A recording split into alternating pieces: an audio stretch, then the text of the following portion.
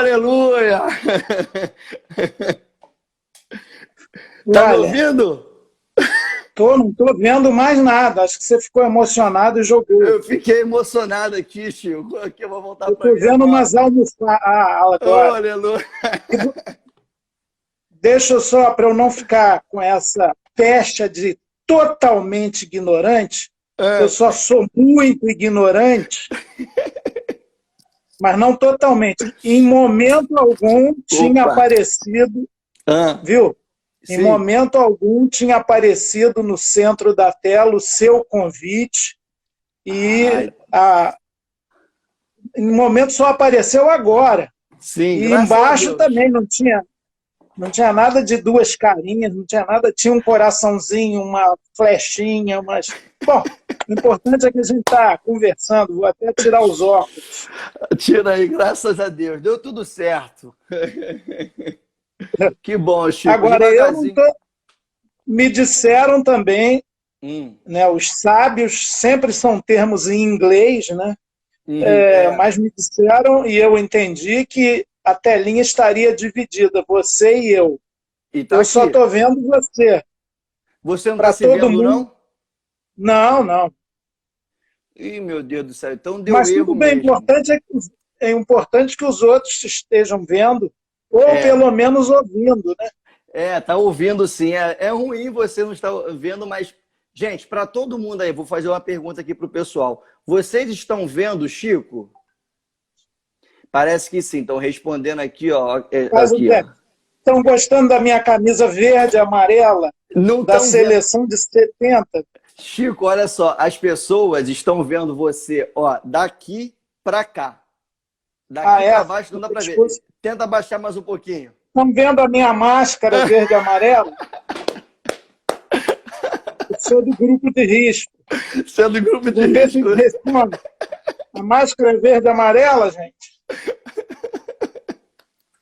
Muito bom, muito bom. Bom, Chico, olha, primeiro eu quero Oi. agradecer muito a você por ter aceitado aqui esse convite para a gente. Ó, para quem está aqui de primeira viagem e é seguidor do Chico Alencar, eu estou muito feliz porque o Chico pode comprovar isso aí, se for mentira ele pode falar. Pelo que eu estou sabendo, Chico, é a primeira vez que você faz uma live compartilhada. No caso, não compartilhada para você, porque você não está vendo, né? Mas para mim e para o público aqui, está sendo compartilhado. Então é a primeira vez que o senhor faz uma live compartilhada no Instagram. É real isso?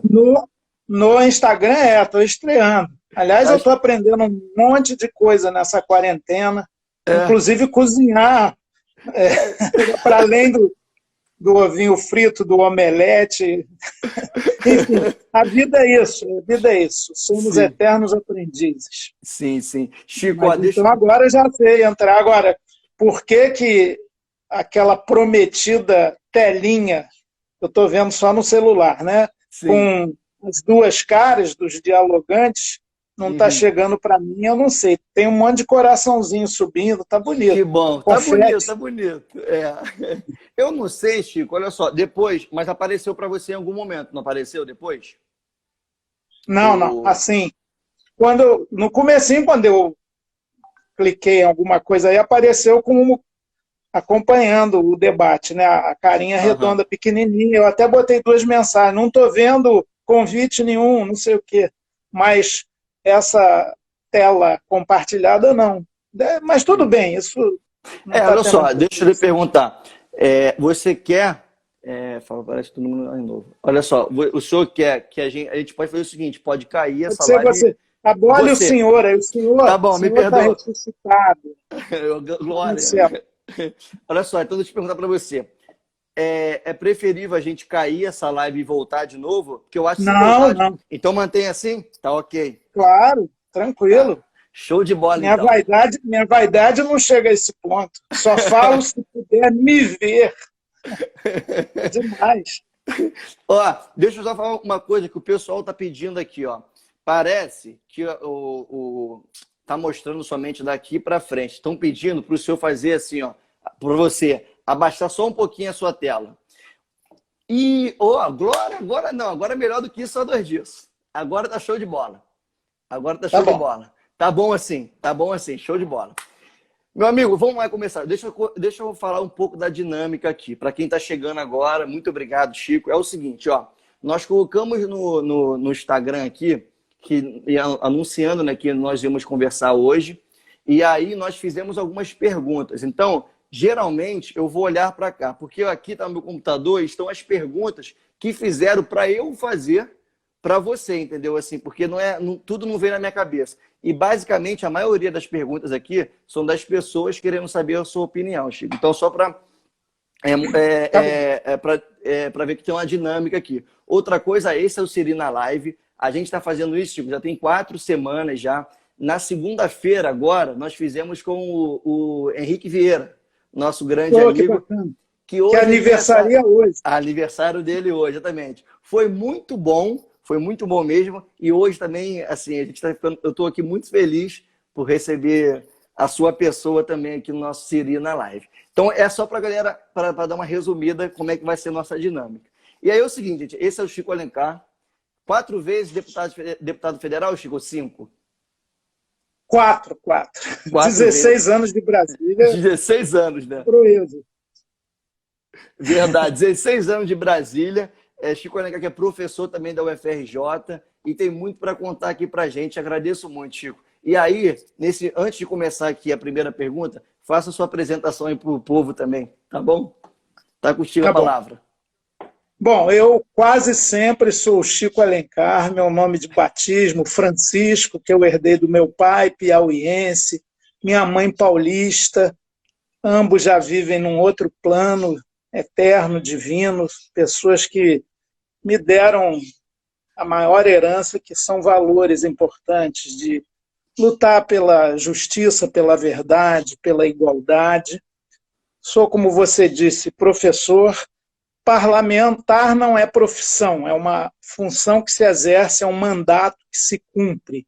É claro que na minha vida eu empatei o ofício de professor desde 1970, na sala de aula da Rede Municipal do Rio, e era até o estado da Guanabara, e depois eu fiz o concurso para o UFRJ em 1989, mas trabalhei em muitos colégios particulares também, ralei muito dando aula e depois exerci mandato de vereador 2 vezes no Rio, na cidade, e deputado estadual 1 vez e 4 mandatos de deputado federal. Tive derrotas também.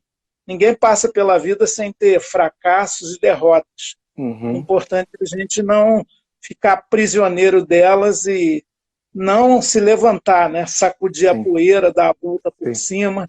É importante reconhecer a queda e não desanimar. Mas eu disputei a Prefeitura do Rio em 1996 pelo PT e depois, em 2008, pelo PSOL. Perdemos, e é coletivo mesmo, porque o trabalho foi coletivo. E agora, em 2018, disputei a eleição por... Opa, eu sou grupo de risco, hein? Desculpa. Veio um perdigoto aqui. Eu joguei por lá. Mas em 2018 eu disputei o Senado e, infelizmente, o Rio de Janeiro elegeu 2 senadores que até aqui não disseram ao que vieram, né? Filho do Bolsonaro, enroladíssimo, né? E o Harold Oliveira. Tem o Romário também, é o 3º senador pelo Rio. Cada estado tem 3 senadores. Mas tudo bem, voltei à minha vida cotidiana. Não tenho, muita gente acha, você está bem de vida, já tem aposentadoria parlamentar. Não, eu tenho uma aposentadoria agora pelo INSS, que é de 1 salário mínimo. Hoje eu li que vai aumentar para R$ 1.073, é de R$ 1.045, minha e da maioria do povo. E tenho a minha remuneração como professor sem doutorado, agora eu passei para o doutorado, sou doutorando em educação, mas estou aí lutando com os movimentos, fazendo o que posso, e nesse momento muito sofrido, né? Já perdi 4 pessoas conhecidas para o Covid, inclusive um primo meu de Ribeirão Preto, uma dor muito grande, e agora estamos numa corrente forte pelo nosso queridíssimo meu amigo de tempo de colégio, Aldir Blanc, grande compositor, que está num estado muito grave, foi transferido agora para UTI do Hospital Pedro Ernesto. Eu peço a todos que fiquem nessa corrente, nessa prece, não só pelos que a gente conhece, mas por todos que estão sofrendo Sim. essa gripezinha, como o irresponsável que ocupa a presidência da República classificou.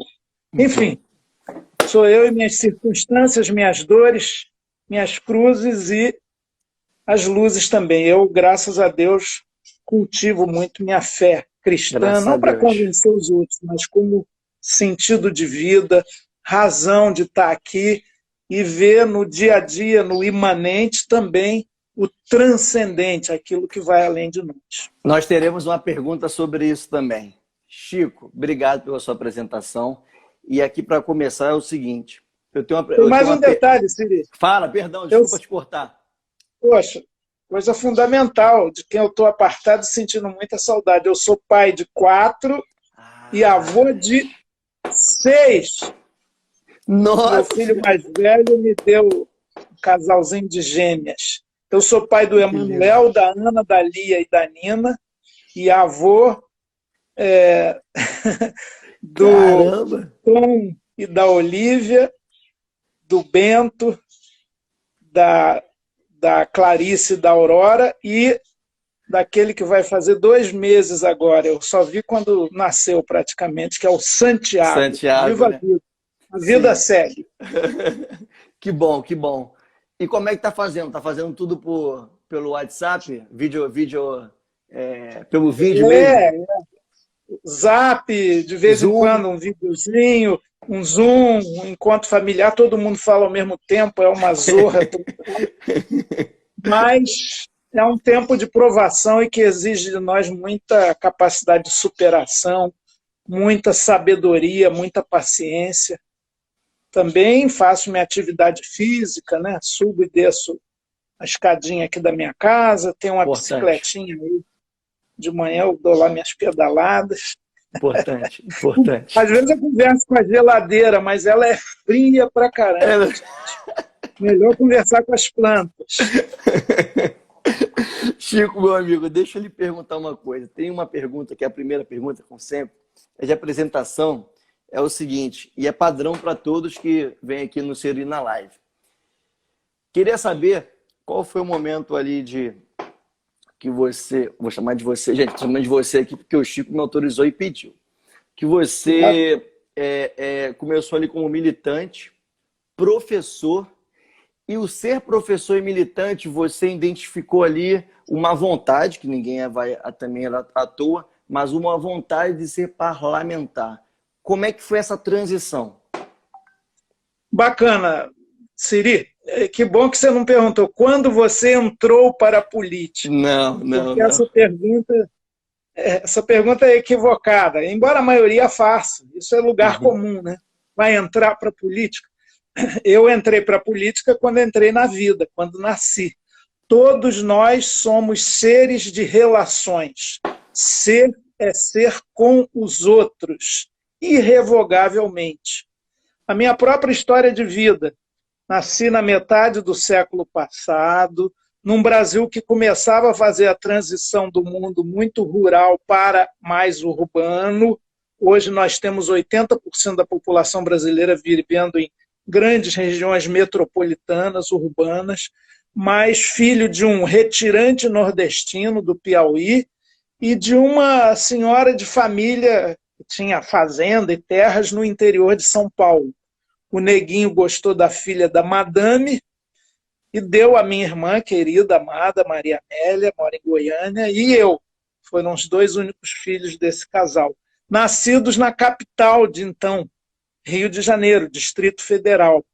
E eu fui crescendo também. Meu pai, que era funcionário público e jornalista, sem diploma na época, ele comprou um terreninho e construiu uma casa numa ladeira da Tijuca, lá na rua Henrique Fleios.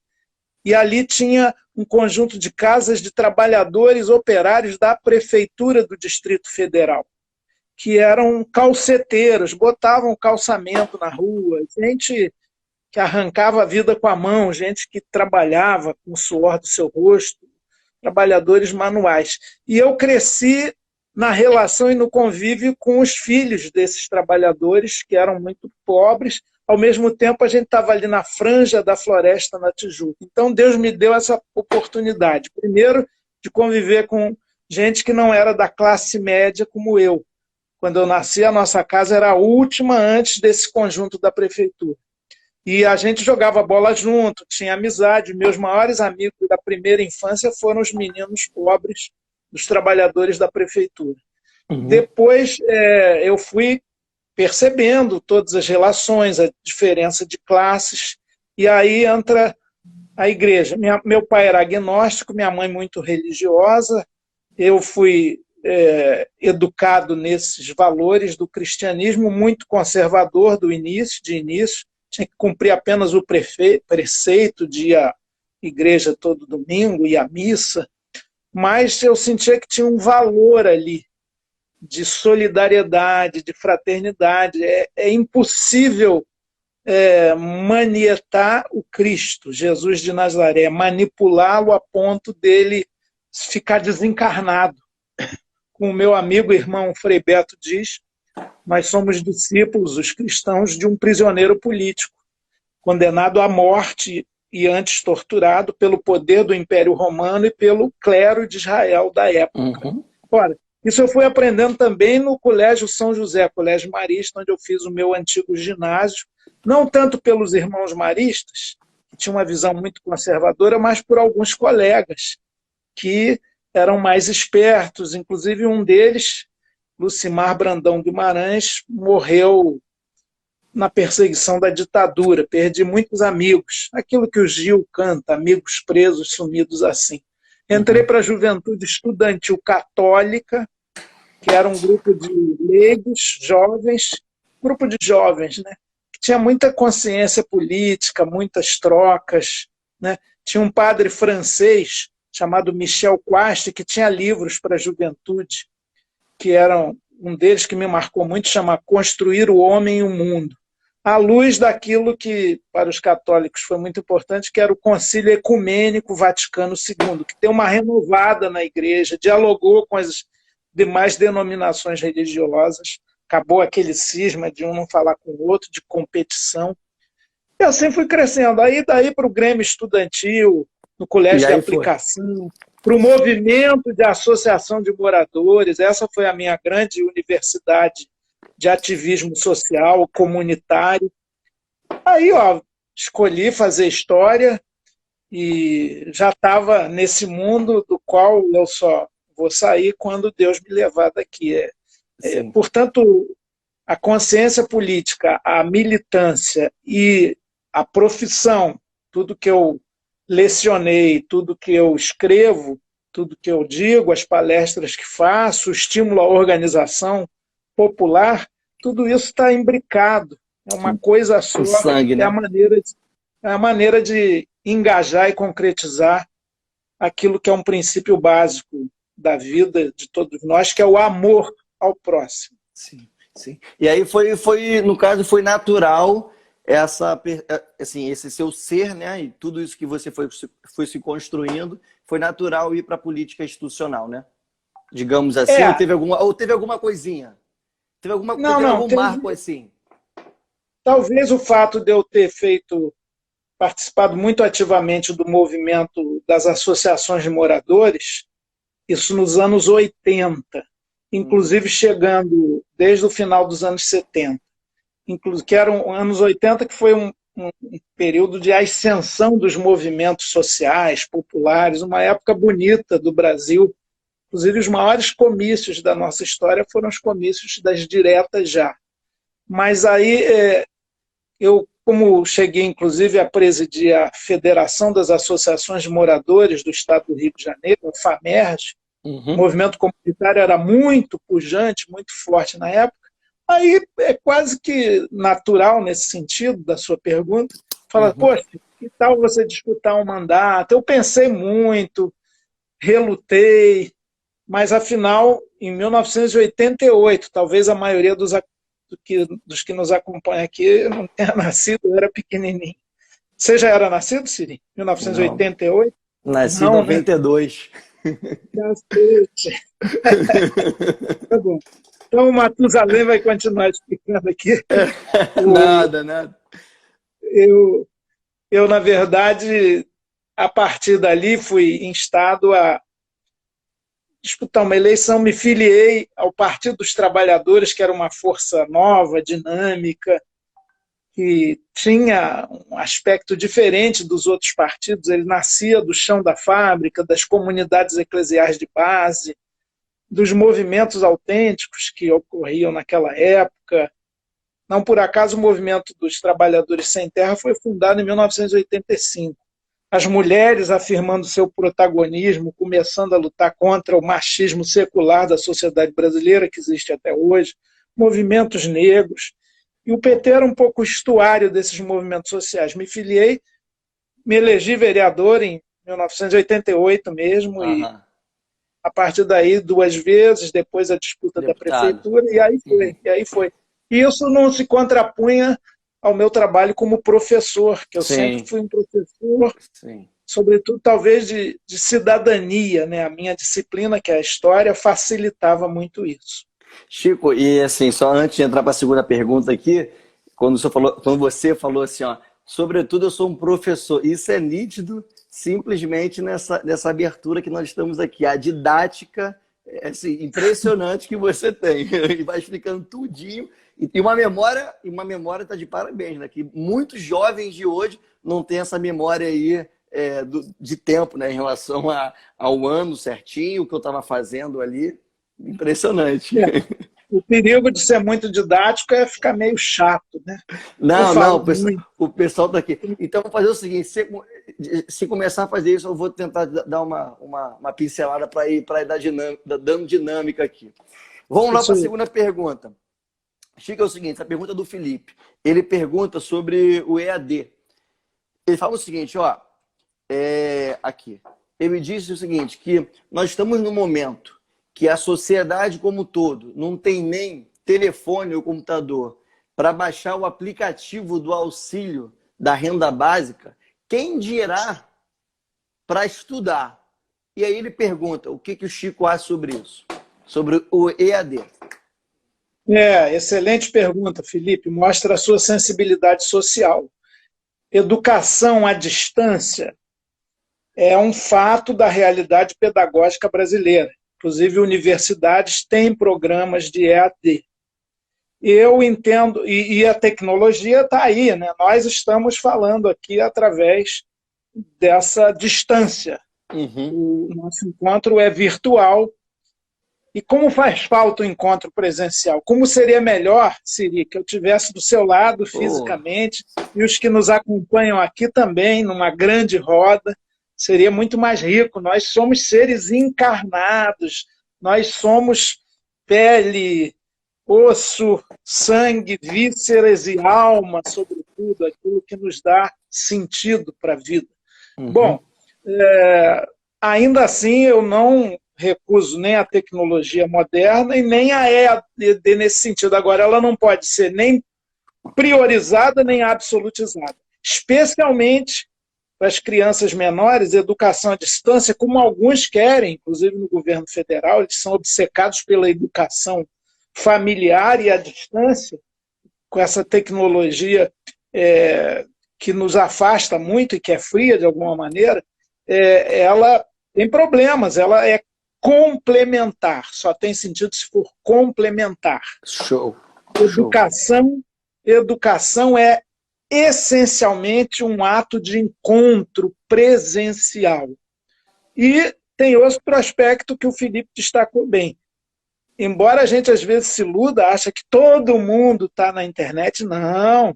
Tem muita gente que não tem condições para isso, tem muita gente que não tem não só recursos materiais, como não tem facilidades para ingressar nesse mundo virtual, nos diferentes aplicativos. Portanto, você priorizar, estamos usando muito isso, inclusive há experiências de educação à distância maximizadas agora, com a necessária quarentena, o o importantíssimo isolamento social, mas transformar nisso na essência do processo pedagógico seria um desastre, porque a concentração, a dedicação, a troca, inclusive entre alunos, não é só o professor lá de cima que ensina. Eu poderia fazer uma palestra aqui sobre a Revolução de 30, por exemplo, Sim. sobre a escravidão no Brasil.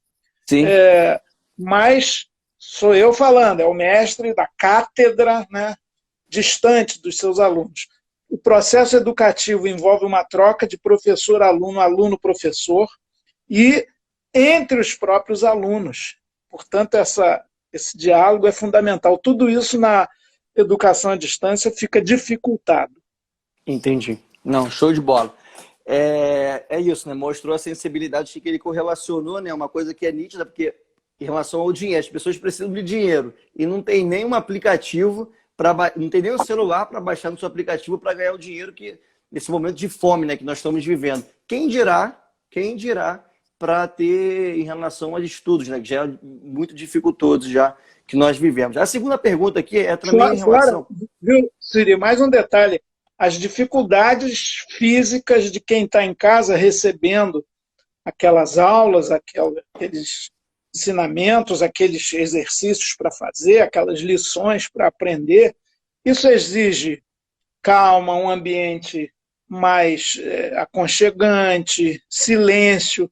A maioria das pessoas mora em casas muito pequenas, com precariedades, inclusive de comunicação com a internet, Sim. E barulhentas, e gente tendo que usar o mesmo cômodo, ou seja, tem que pensar nesse fato social terrível que é a maioria da população brasileira ser muito pobre e viver em precárias condições de vida. Que é uma realidade, né? Não é à toa que aqui mesmo na cidade do Rio de Janeiro nós temos uma quantidade infinita de escolas públicas e essas pessoas fazem... Eu vejo aqui pela Zona Oeste, né? A quantidade de escolas que nós temos e a quantidade de pessoas que, por conta da desigualdade, não tem o mínimo e quem dirá não vão ter, enfim, né, celulares e computadores para fazer o EAD, ensino à distância. Chico, a terceira pergunta é o seguinte, é do Igor, que é um professor também. Ele e a Ana, que tem a terceira e quarta pergunta, ele e a Ana enfim, né, são casados, eles são coordenadores do nosso pré-vestibular comunitário que nós temos aqui, Esperança Garcia, do nosso coletivo, né, tudo numa coisa só. Enfim, eles fazem aqui uma pergunta. A terceira é do Igor. Ele pergunta assim, ó, caso essa pandemia impossibilite a volta ao retorno das escolas, qual é a solução que você daria para os alunos não terem prejuízo? Já pensou sobre isso, Chico? Enfim, qual a sua opinião aí? Ô, Igor, de fato está tudo bagunçado. A vida do mundo, né? Está de cabeça para baixo. O capitalismo, que é o sistema predominante no mundo, vai ter que se repensar seriamente, o consumismo, o nosso modo de viver. Então, isso vai causar um impacto enorme nas nossas vidas pessoais e na vida coletiva e nos processos sociais, como o sistema educacional. É uma avaliação que tem que ser feita quando sairmos dessa situação, e ainda está longe disso acontecer no Brasil. Eu tenho a impressão que esse semestre letivo está perdido no sentido de que não vai ter o processo normal, costumeiro de aulas, horas-aulas, disciplinas, verificação, aferição, avaliações, etc. etc. Tem que se readequar, refazer o calendário letivo. E o importante não é um cumprimento burocrático do ano letivo, né? Eu nunca gostei, quando estava na sala de aula com os meus alunos, crianças e adolescentes, que se falava assim, repetir o ano. Eu sempre dizia para os alunos que não avançavam que nenhum ano se repete, cada ano é novo, porque a escola não está desligada do mundo. Então, lógico, mesmo as matérias que você vai ter que cursar de novo, com conteúdos parecidos com os do ano que você diz que perdeu, vão ser percebidos por você de maneira diferente. Uhum. Então, eu acho que tudo tem que ser repensado, né? Inclusive a seriação nesse período excepcional, né? Se até o futebol, que é tão importante na cultura brasileira, vai se repensar, os calendários vão ser modificados, o ano letivo também, viu, Igor? Eu acho que a gente tem que deixar tudo em questão. E, mais uma coisa, sem a participação de professores, representação dos alunos e pais, nenhuma escola vai conseguir reelaborar o seu projeto político-pedagógico. Vier Sim. decisão de cima, burocrática, tem que cumprir os 200 dias letivos, seja como for, tem que ter horas aulas, não sei quantas, 800, 900. De cima para baixo não vai funcionar. Cada Sim. escola vai avaliar, aferir. Eu acho que a gente vai ter que se reinventar pedagogicamente. Não é? Acho que o mundo vai ter que se reinventar, né? Chico, aqui a Ana, que é a esposa dele, Sim. pergunta o seguinte, que também é coordenadora do nosso pré-vestibular, né? Eu acho que até o sentido da pergunta dela. Sobre o Enem. Aqui, ó, os alunos mais pobres terão um déficit educacional muito grande, principalmente os que prestarão pré-vestibular para o Enem, né?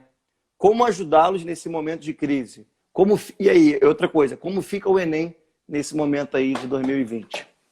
Pois é, pois é. Obrigado, Ana. Boa pergunta. E, aliás, parabéns. Eu sou fascinado pelas experiências de vestibulares populares. Sempre que eu fui para fazer uma palestra sobre alguma data histórica e tal, aliás, estou à disposição de vocês aí, quando tudo Opa! retomar, mas eu fico impressionado como tem jovens querendo conhecer, né? O conhecimento é a arma fundamental para a existência. Viva a ciência, viu? Tão negado hoje em dia. Mas, de Verdade. qualquer maneira, então a Ana perguntou sobre o Enem, Exame Sim, Nacional do Ensino Médio. Eu ouço essa figura patética que ocupa o Ministério da Educação, que, aliás, agora vai sofrer um processo por racismo em relação ao povo chinês, pedido pelo próprio Procurador-Geral da República, hein, que é um homem unha e carne lá com o Bolsonaro. Nem ele sim, aguenta o Weintraub.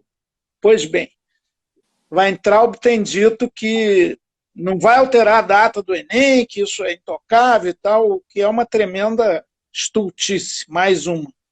Porque, de fato, como a Ana destacou, os alunos mais pobres, os estudantes com menos recursos, ficam muitíssimo prejudicados. Eles não têm as condições, inclusive, domésticas nessa quarentena, nessa situação de isolamento social necessária, para estudar, para acompanhar.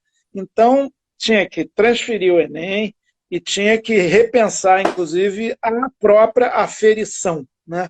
Não sei como ainda, mas os pedagogos, os responsáveis, têm que repensar para ter algo fundamental, que é a igualdade de oportunidades, a igualdade na disputa. sim, Senão, sim. como sempre, né, os mais esquecidos, marginalizados, vão ficar em condições inferiores nessa concorrência. Sim. Chico, Thalissa pergunta o seguinte, sobre aprovação automática em relação às escolas privadas e públicas. É uma realidade? Olha, esse termo ficou muito carimbado como negativo, aprovação automática, parece que não se afere nada. Agora, de fato, a seriação e o avanço para uma série seguinte, neste ano de 2020, tem que ter critérios diferentes, tem que ter um reconhecimento da realidade atípica desse ano. Não é uma facilitação, é um princípio realista. Foi um ano atípico e o processo de ensino-aprendizagem ficou muito prejudicado. Sim. Então, tem que repensar para haver menos exigência, talvez, para as pessoas avançarem para uma nova etapa de conhecimento Sim, escolar. sim, pelo que eu estou entendendo aqui, Chico, é o seguinte, né? A realidade é, estamos vivendo um momento que ímpar, assim, que o mundo, pelo menos a nossa geração, não viveu, e esse é o momento de repensar tudo. E não tem perguntas e respostas que, ó, papum, né? É isso, é um momento de repensar a educação em relação ao capitalismo, a tudo que nós estamos vivendo, sustentabilidade, tudo vai ser repensado, está sendo repensado. Nós estamos vivendo isso, né? Está sendo repensado dia após dia, né? Exatamente. E, olha, mais cedo ou mais tarde, no Brasil mais tarde, não vamos nos iludir, o processo presencial vai voltar. E aí a gente tem que fazer um balanço. E aí, nesses 6 meses, nesse ano que não começou do ponto de vista escolar, como é que nós vamos fazer? como comprimir num semestre tudo que devia caber num ano inteiro, em termos de conhecimento, de ensino, aprendizagem. É uma discussão, e tem que se fazer isso, não dá para Tem. Para correr, né? bater de frente, negar a realidade. Aconteceu isso. Sim, sim. Né? Saindo um pouco da educação em si, falando de renda básica.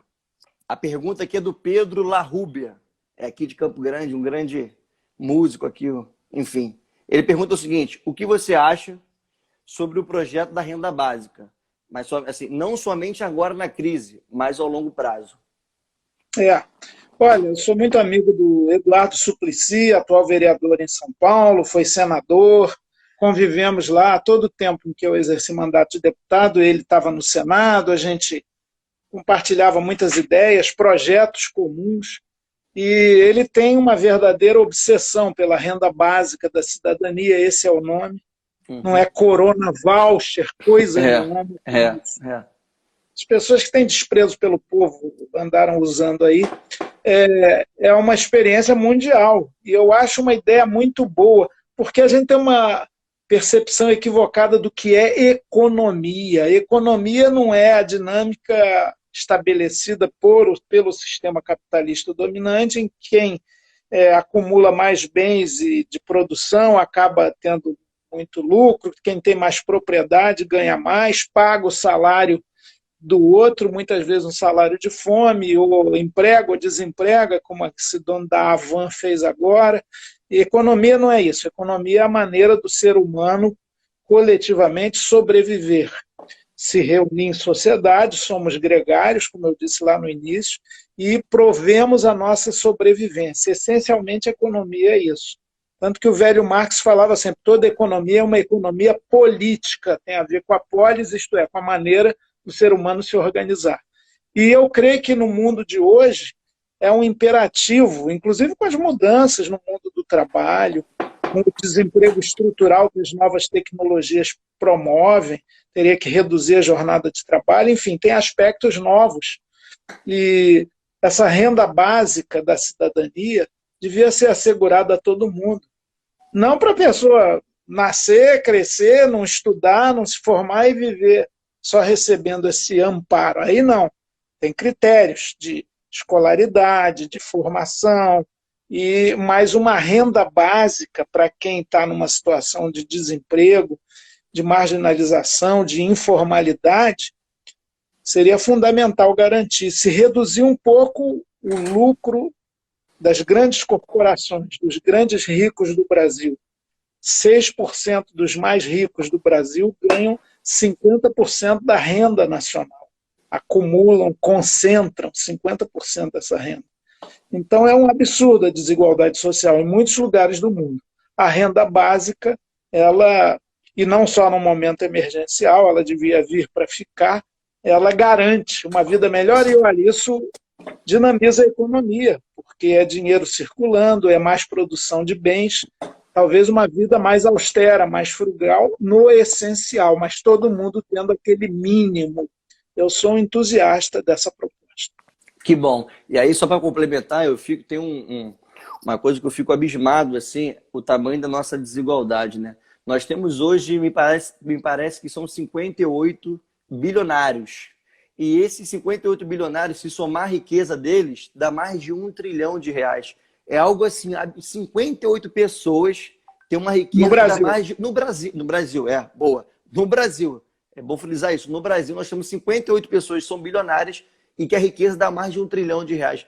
Então, assim, isso mostra um pouco da nossa... Um pouco não, né? Mostra a desigualdade que nós vivemos, e só contando os bilionários. Se for colocar uns bilionários aí, a gente vê realmente como é que é a nossa concentração de renda aqui. E por isso que é muito importante uma reforma tributária justa, né? Que não seja para continuar com essas desigualdades absurdas.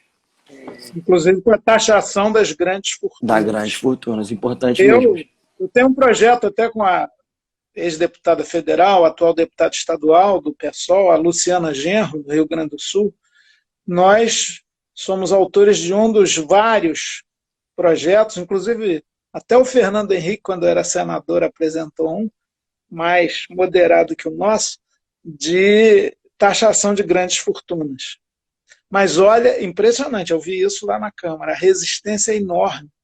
Gente, inclusive, que está longe de conhecer esses 58 aí, ou aquele 1% mais rico, mas que defende com unhas e dentes a intocabilidade desse patrimônio desses grandes capitalistas. É gente sem sentido de eles não têm sentido de justiça social. Sim.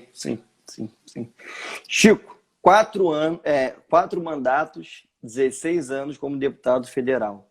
A pergunta aqui é o seguinte: além disso, foram, não sei se foi 1 ou 2 mandatos com o Bolsonaro aqui como vereador também. A pergunta é: quem é Bolsonaro? Ele sempre foi assim? Isso aí é a minha pergunta. Essa aí é um capítulo. Está na hora das novelas, então eu vou falar minha vida com Bolsonaro.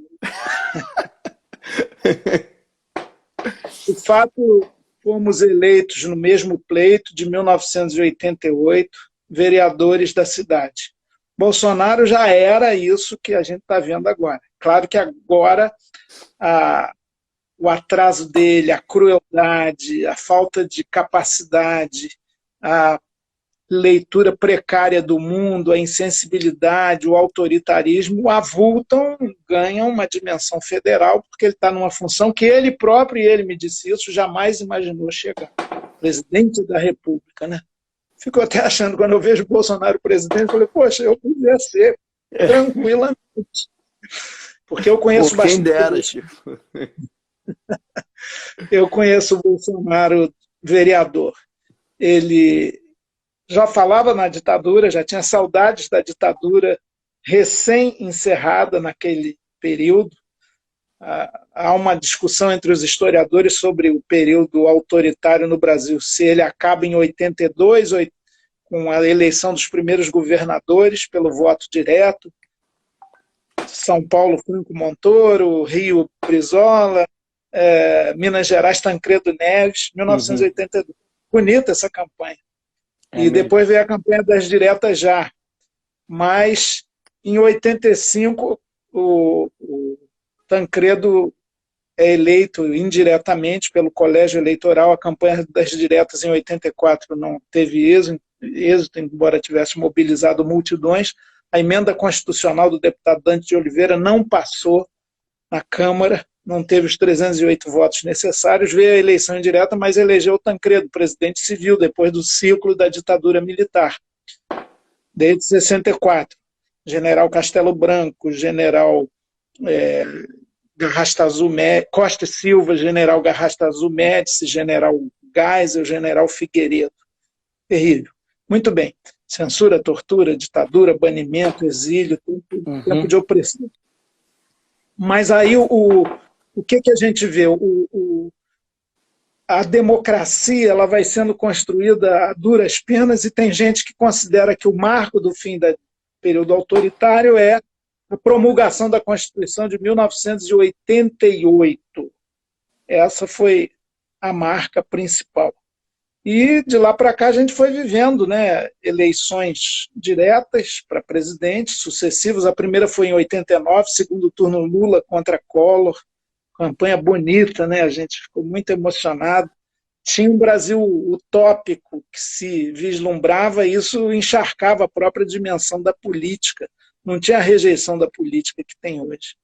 Então, eu vejo que a história ela sempre ensina, né? Ela tem um dinamismo, ela tem uma força, e a gente tem que alargar as portas da democracia. Democracia sem fim, com justiça social. Isso é que é o fundamental, de ser conquistado. Eu nem sei se foi uma pergunta sua de alguém.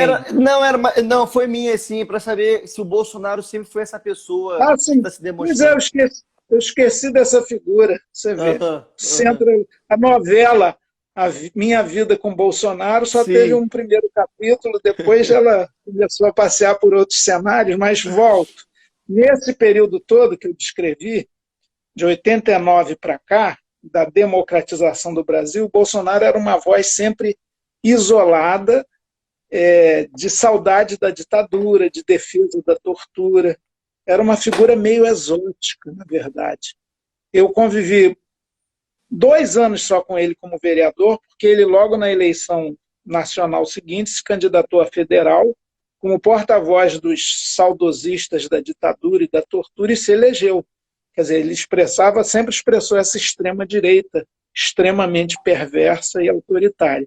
Muito bem, depois eu o reencontrei por 4 mandatos, 16 anos, na Câmara dos Deputados. Ele era uma figura, digamos, à margem, sempre dentro do sistema, nunca contestou nenhuma corrupção maior, era aliado, para falar mais recentemente, do Cunha, até no golpe parlamentar que tirou a Dilma Rousseff, ele, ao falar do seu voto, fazer o preâmbulo do seu voto, não só elogiou o brilhante Ustra, que foi um torturador, o chefe da máquina de terror do Estado, uma figura abominável, ele também elogiou o próprio Cunha, que presidia a sessão. Então, o Bolsonaro sempre foi um homem do sistema. Seus filhos, que eu vi pequenininhos, eles cresceram e foram ocupando espaços institucionais. Ele sempre viveu da política institucional, embora tenha conseguido, com êxito na eleição de 2018, vender a imagem de contra o sistema e contra a política. Sim. E ele lá não tinha prestígio. Eu lembro que, veja só, o pessoal lançava a candidatura a presidente da Câmara para marcar uma posição, fazer um debate naquele dia ali, sem chance de vencer. Eu fui candidato a presidente da Câmara dos Deputados 2 vezes. Nas 2 vezes o Bolsonaro também foi, eu tive mais votos que ele. E olha que a nossa eleição era...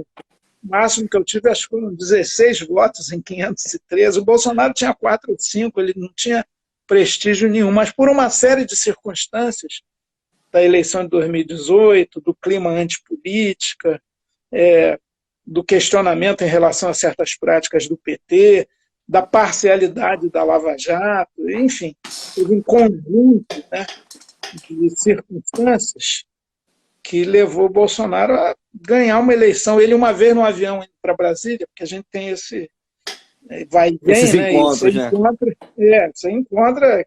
Uma vez eu viajei para São Paulo do lado, na poltrona ao lado do Maluf, imagina. Ainda bem que ele começou a ler um pouquinho jornal, cumprimentamos e tal, daí a pouco ele tirou um longo cochilo. Com o Bolsonaro também, muitas vezes, mas não sentado do lado, nunca teve essa coincidência um pouco incômoda. Mas eu lembro de uma das últimas vezes ele falando, poxa, eu já consegui muito, se eu for para o segundo turno é a maior proeza do mundo, eu não quero faixa presidencial, nem vou conseguir, eu quero uma barraca de praia lá para curtir minha Angra dos Reis, onde ele tem uma casa. Então, até uma funcionária fantasma dele, do gabinete deputado lá em Angra. Muito bem. Então, ele foi uma surpresa. A facada teve um peso muito importante. Teve. Direita, os conservadores, chamado centro-direita, tinha outros nomes preferenciais. Ele foi um ponto fora da curva. Mas no segundo turno, essa turma toda... Não, e votou no Bolsonaro, tem que assumir, né? Muita gente tucana foi para lá e tal. Agora, votar em alguém que defende a tortura, claramente, eu acho que é uma perda de sentido ético da existência humana, é um anti-humanismo inaceitável. Tenho conhecidos que votaram no Bolsonaro, eles minimizam tudo para tirar o PT do poder. Houve uma demonização do PT impressionante. Está vendo? Desculpe me alongar em mais um aspecto. Meus alunos sempre perguntam até hoje, quem foi o melhor presidente da República? Quem foi o pior presidente da República? Eu sempre dou aquela resposta meio de professor e historiador. Olha, não dá para analisar de per si um indivíduo.